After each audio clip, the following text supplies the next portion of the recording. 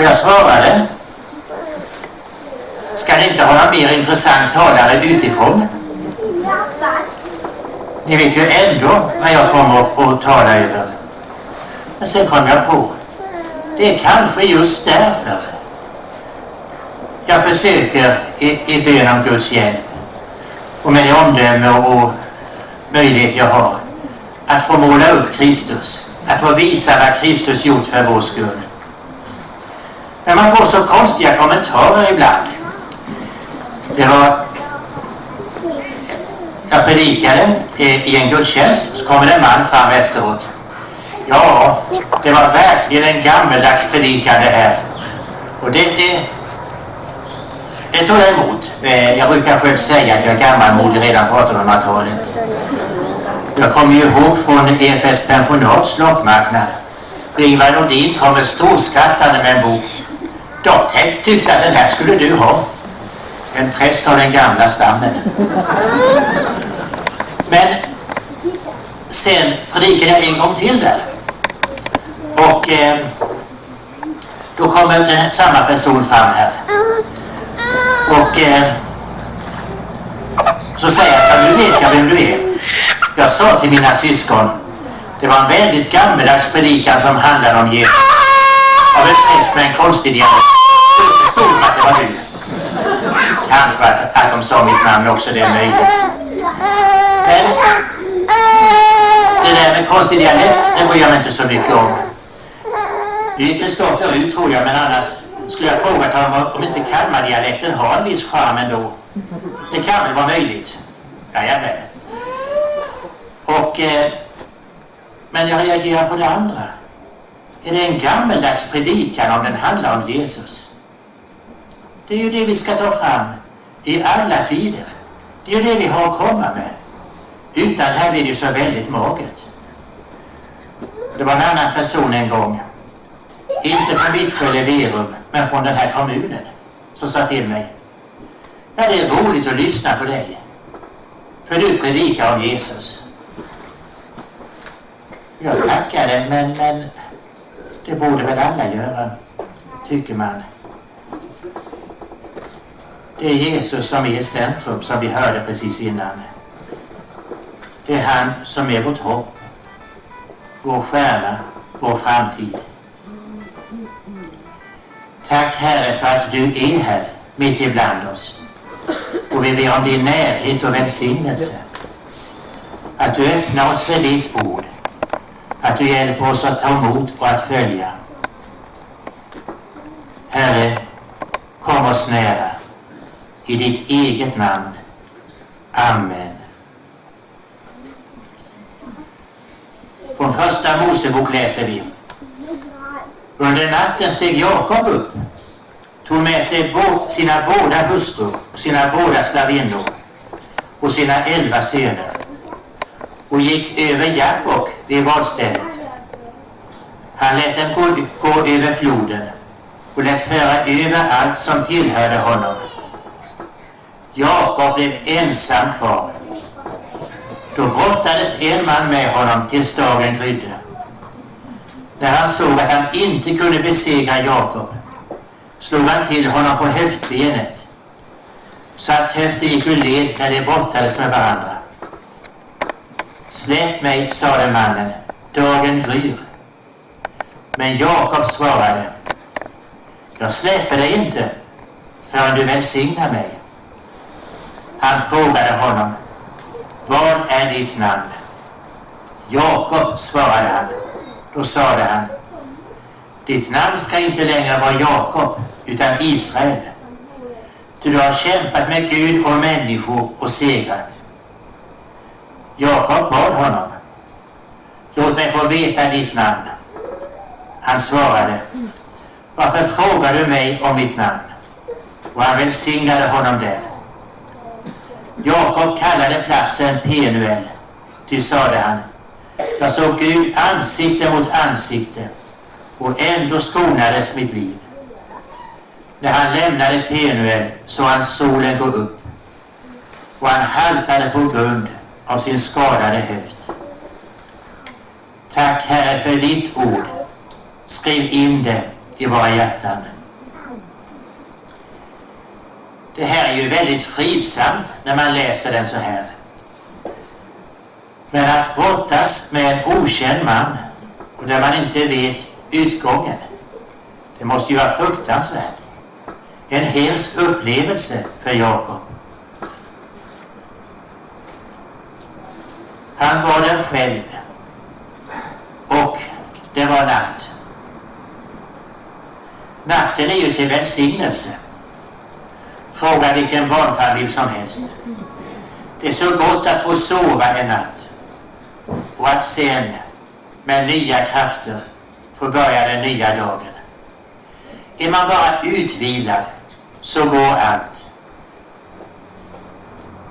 Jag letade i Franciscussången om det fanns någon vers som handlade om en lovsång till natten. Men inte för sömnen, utan det var stjärnhimlen och det var månen. Men natten är en sån dyrbar Guds gåva till oss. Det kan vara så jobbigt när vi kämpar med sömnen. När vi försöker tvinga den till oss. Och det vet vi, det går ju inte. Och så kommer alla möjliga tankar. Alla saker som blivit fel långt tillbaka. Allt som inte fungerar som det skulle.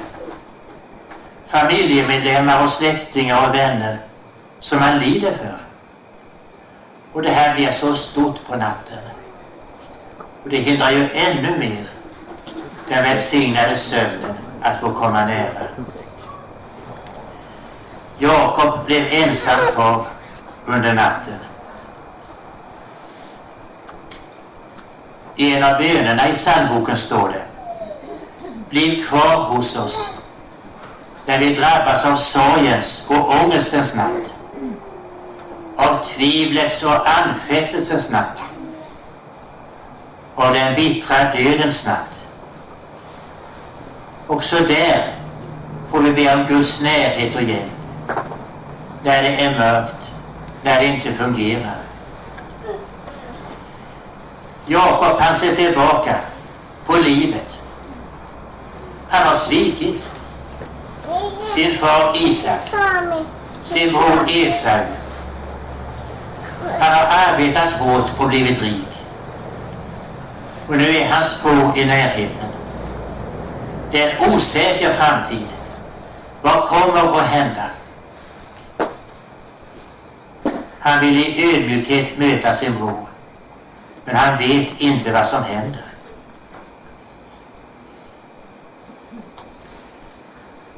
Det var en flod som var en gräns mellan honom och resten av familjen. Att krossa en flod, det är någonting speciellt. Det har en väldigt symbolvärde. Om vi får ta ett exempel från den grekiska mytologin. Floden Styx var ju en gräns mellan liv och död. Och Pelle Karlsson sjunger ju också: när du går över floden går du ensam. Det beror på vad man menar. Vännerna kan inte följa med. Här går vi själva. Meriterna och förtjänsterna och erfarenheterna är inget värda. Pengarna kan vi inte ta med oss. Begravningståg med flyttlass, det förekommer inte. Men vår kristna tro säger att frälsaren Jesus är med också då och bär oss in och bär oss hem. Det vill och kan han göra. Caesar gick över floden Rubicon och förklarade: tärningen är kastad. Jakob är på den ena sidan floden och väntar framtiden och morgonen. Vi kan ha motsvarande ibland. Men än en gång, din frälsare Jesus Kristus är med. En bön var där själars dag förklarar: tack för att du blev människa för vår skull. För att du var bland oss som så ofta vandrar i mörker och dödsskugga. Någonstans i mörkret finns du. Någonstans hör du all gråt. Någonstans lyssnar du. Vi är aldrig ensamma. Din och min frälsare Jesus Kristus är med sin hjälp, med sin värme. Det finns en psalm som handlar om en annan händelse i Jakobs liv. Men vi kan ändå anknyta till den. Vi sjunger de 2 första verserna på närmare Gud till dig. Psalmen 271.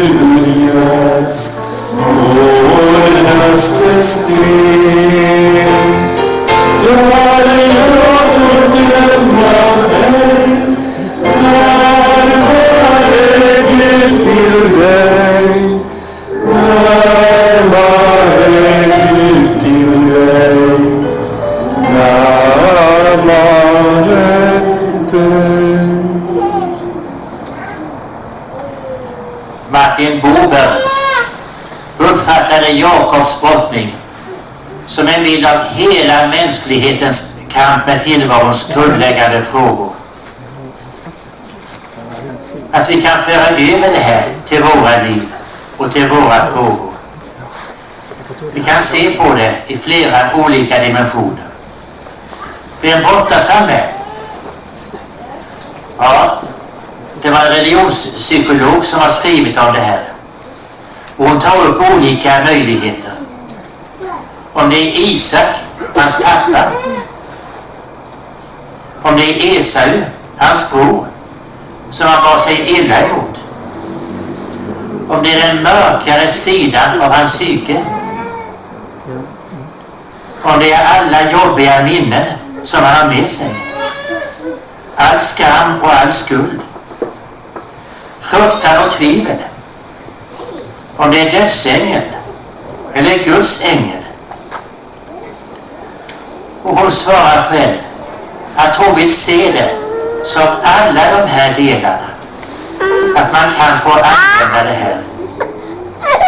Biskop Aurelius förklarade ju om det här med Paulus törntagg. Det är sån välsignelse att det inte står vad det handlar om. För då kan vi anknyta det här till oss själva och det vi har som törntaggen. Och här kan vi också få ta till oss det här. Den här brottningen, den kan vara på olika sätt. Den kan vara mer intensiv ibland i livet och den kan vara lugnare ibland. Men det här kan också ingå i livet. Nils Bolander skriver att det kan vara så svårt att leva för människan. Varför skapade du oss så, Fader?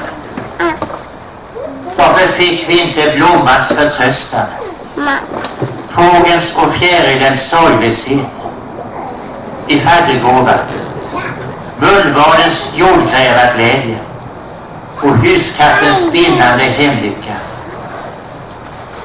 Varför ingår brottningskampen i våra liv? Varför brottas vi mot Gud? Det finns ett par händelser i Nya testamentet som får oss att fundera. Det var den kananeiska kvinnan som framhärdar i sin bön om att få hjälp av Jesus. Hon får det. Det var den fattiga änkan som går till domaren för att få sin rätt. Hon får det. För hon är så intensiv och ivrig, och kanske vi kan använda ordet tjatig, så att domaren ger med sig. Han orkar inte längre. Vi kan vara så olika. Min syster fick cancer och förklarar: jag tänker inte dö. Jag ber om Guds hjälp, och det är många som ber för mig. Jag tänker inte dö. Hon är friskförklarad idag.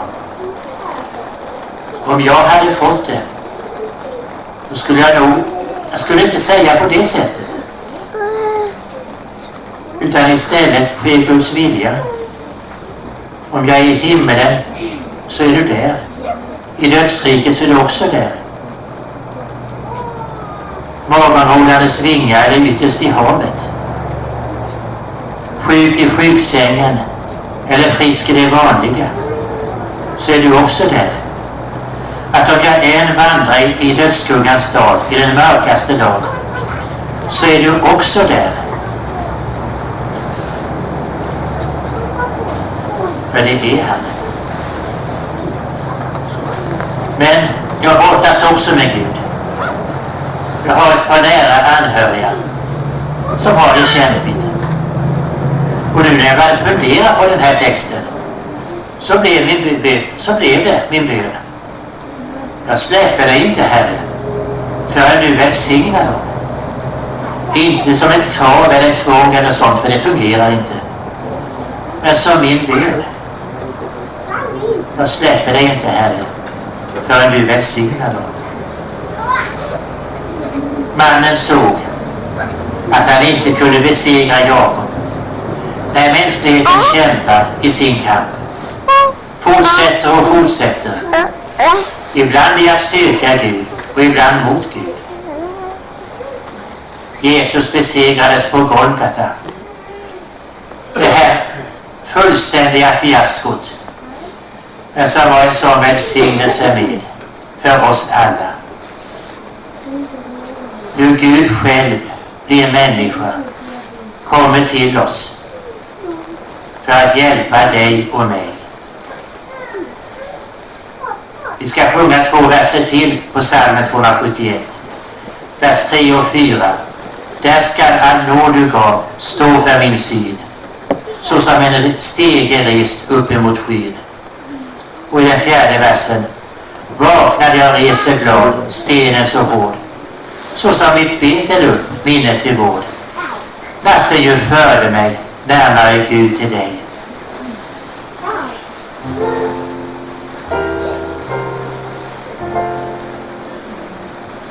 Där skall all nåd du gav stå för min syn, så som en stege rest upp emot skyn.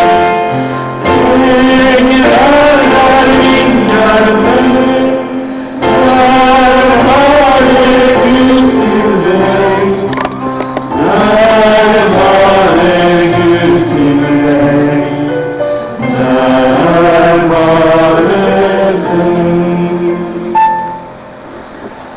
Vaknad jag reser glad, stenen så hård, så som mitt betel upp, minnet till vård.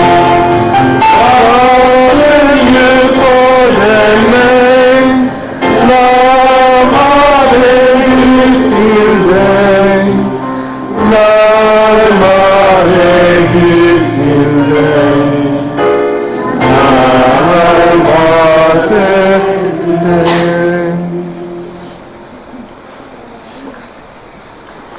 Jakob fick ett slag på höften. Vår kärleksfulla Gud kan ge oss smällar ibland.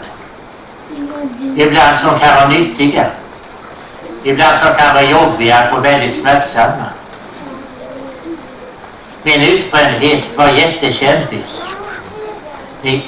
Jag vet inte om ni uppfattade det. Men jag ville inte gå i kyrkan i Vittsjö och Verum när jag var sjukskriven där. För jag skämdes så fruktansvärt. Det syntes ju inte utanpå. Utan jag var i andra kyrkor istället. Och var där. Men efteråt så tycker jag att det var ett led i min utbildning. Att man insåg vad som var viktigt. Att man insåg sin begränsning. Och det blev ju faktiskt så. Att Gud lyste fram ännu mer. Att det är bara hos honom som hjälpen och möjligheterna finns. Min farbror som hade en väldig humor redan som barn. Han fick stryk en gång utav sin far. Och då när farfar går ut i ladugården så tar farbror då och öppnar köksdörren och skriker och ropar ut mot honom: tack för smällen.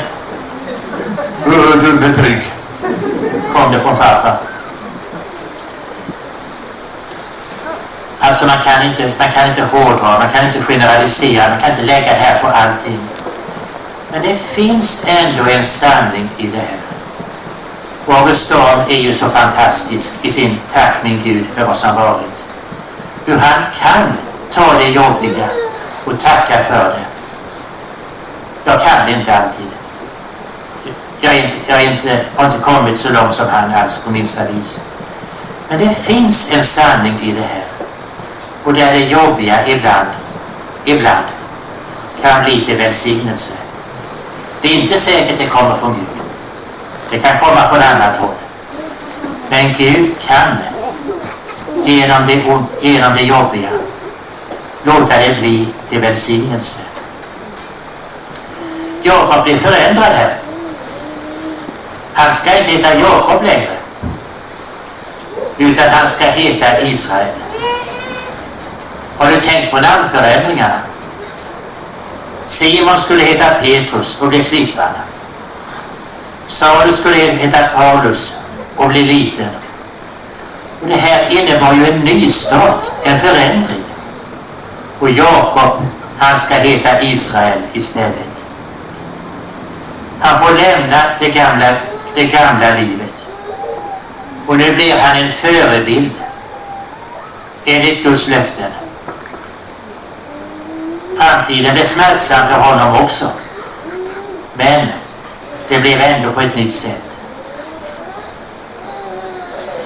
Dr. Phil kommer på tv med sina klokheter och vill förena och försona människor igen.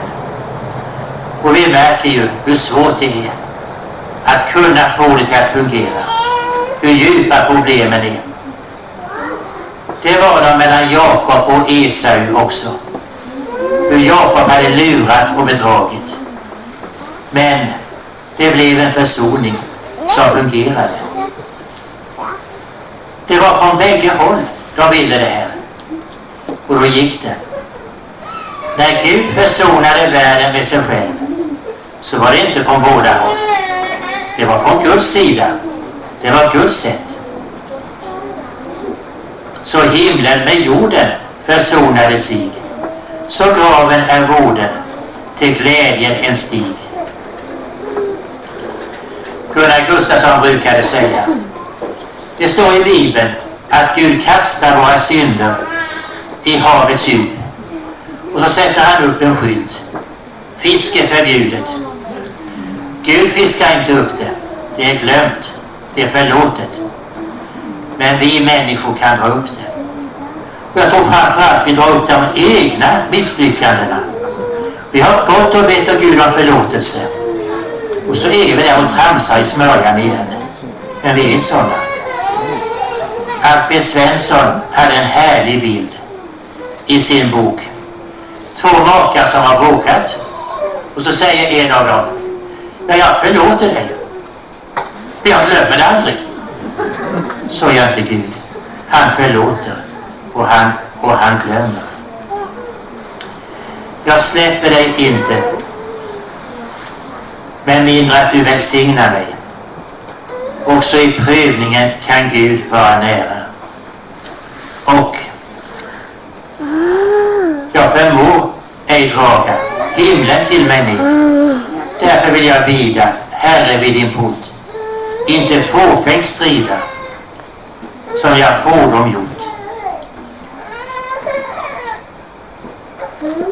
Det här är en kamp som Jakob fick uppleva.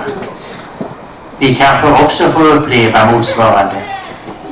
Men det som gäller är att vi har Herren som vill vara nära, som vill välsigna, som vill ge kraft och vidare.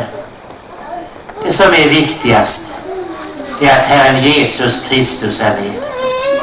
Då finns en framtid. Då finns ett hopp och en värme som bär i allting. Det hoppet, det har vi. Sist när jag ställa får uppåt min färd och jag har bakom mig jordlivets värld, viskade en i mig: närmare Gud till dig, närmare Gud till dig, närmare dig. Vi sjunger detta.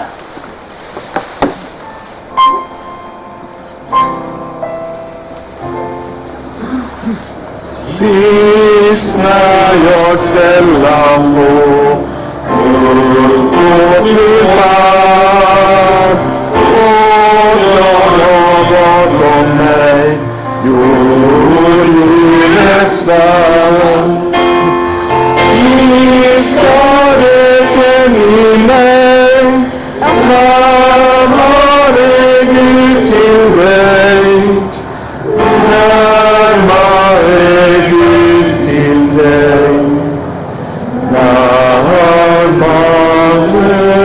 dig.